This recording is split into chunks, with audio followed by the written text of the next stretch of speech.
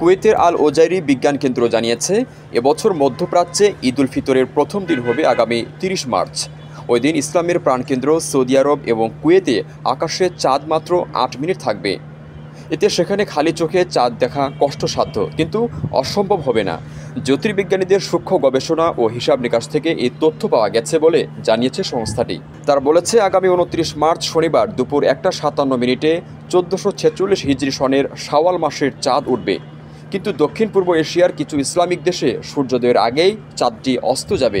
এতে করে এই দেশগুলোই ওই দিন ঈদ শুরু হবে না।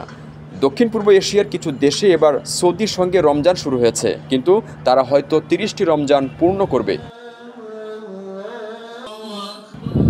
কুয়েতের এই বিজ্ঞান কেন্দ্রটি আরও বলেছে, কিছু আরব ও ইসলামিক দেশগুলোর মূল শহরের আকাশে চাঁদটি ৪ মিনিট থেকে ২০ মিনিট পর্যন্ত অবস্থান করবে। তবে রমজানের সমাপ্তি ও ঈদ শুরুর আনুষ্ঠানিক ঘোষণা দেবে স্ব দেশের চাঁদ দেখা কমিটি।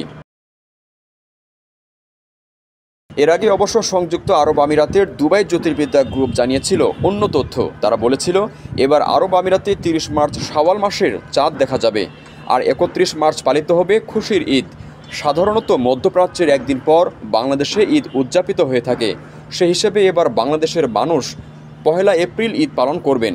আর আমিরাত ও সৌদিতে যদি ২৯ মার্চ চাঁদ দেখা যায়, তাহলে পরের দিন বাংলাদেশ সহ দক্ষিণ এশিয়ার দেশগুলোতে চাঁদ দেখার সম্ভাবনা বেড়ে যাবে।